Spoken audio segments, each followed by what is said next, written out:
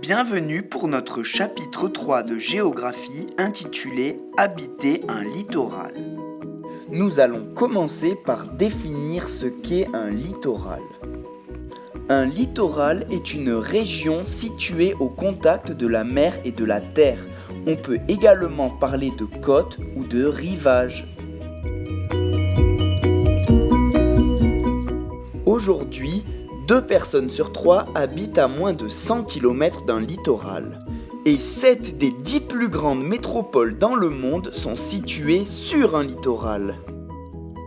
Ajoutons que les 6 plus grands foyers de peuplement dans le monde comportent de très grandes zones littorales.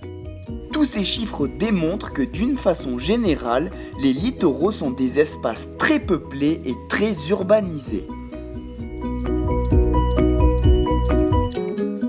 Toutefois, certains littoraux sont des déserts humains à cause des fortes contraintes géographiques que nous avons déjà étudiées dans les chapitres précédents.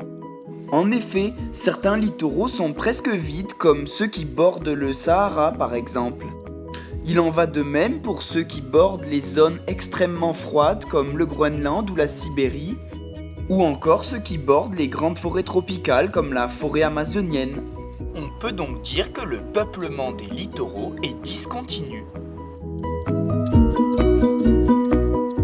L'attraction des êtres humains par les littoraux est ancienne, comme nous avons pu le voir à de multiples reprises en histoire.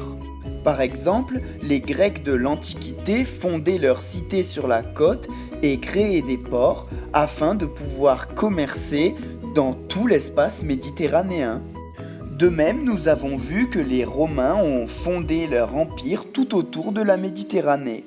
Ils ont ensuite sécurisé les routes maritimes afin de pouvoir développer leur commerce à travers tout l'empire. La concentration croissante des humains sur les littoraux est donc un processus qui s'inscrit dans le temps long. Intéressons-nous à présent aux différentes activités que l'homme développe sur les littoraux. Les principales activités humaines sur les littoraux sont industrielles, marchandes et touristiques. Les littoraux industrialo-portuaires se caractérisent par d'importants aménagements tels que les bassins, les quais, les terminaux, les usines ou les zones de stockage. Parfois, l'aménagement de terre-pleins artificiels est même nécessaire. Il est important de noter que 80% des échanges mondiaux de marchandises se font par la mer, le plus généralement dans des conteneurs, c'est-à-dire des grandes caisses métalliques utilisées pour transporter tout type d'objets. Les littoraux sont la première destination touristique mondiale. La plage, la mer et ses activités de loisirs attirent des touristes venus du monde entier. Le tourisme balnéaire est donc une raison majeure de l'urbanisation littorale, puisque les hommes construisent des hôtels, des résidences ou des ports de plaisance pour accueillir les touristes.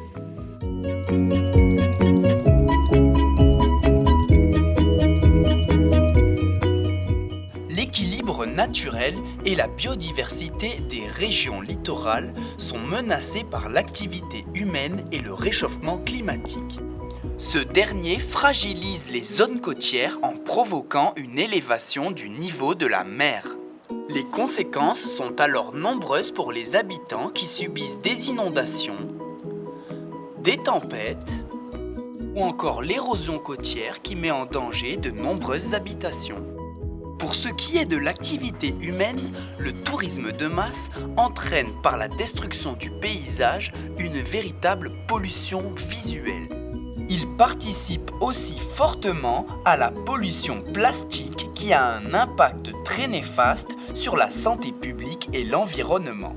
Cette pollution est si forte qu'un véritable continent de plastique grand comme 6 fois la France flotte en plein milieu de l'océan Pacifique.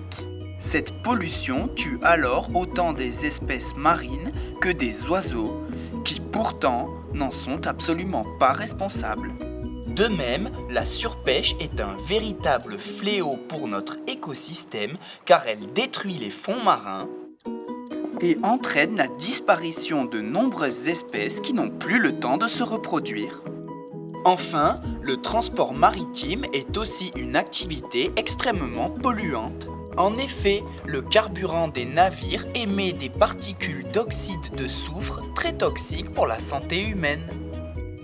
De plus, les marées noires sont elles aussi réellement destructrices pour la biodiversité. Conséquence d'accidents maritimes qui entraînent le déversement de pétrole dans la mer, elles détruisent la faune et la flore et abîment les littoraux. De la même manière, les accidents maritimes touchant les porte-conteneurs sont mortels pour l'environnement. On estime ainsi à plusieurs milliers le nombre de conteneurs perdus par an dans les océans et les mers, ce qui constitue une menace supplémentaire pour les espèces aquatiques et pour les humains.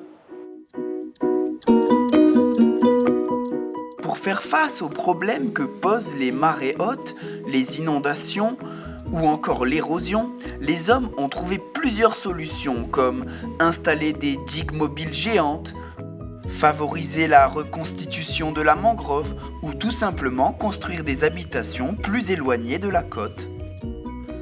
Pour protéger la biodiversité, ils tentent aussi de créer des parcs naturels marins et des réserves côtières, si bien qu'aujourd'hui 7% des côtes sont protégées dans le monde.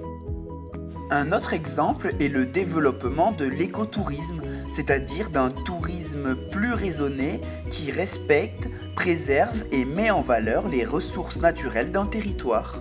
De nombreuses solutions existent donc et c'est aux humains d'aujourd'hui et de demain de les appliquer pour instaurer un développement durable.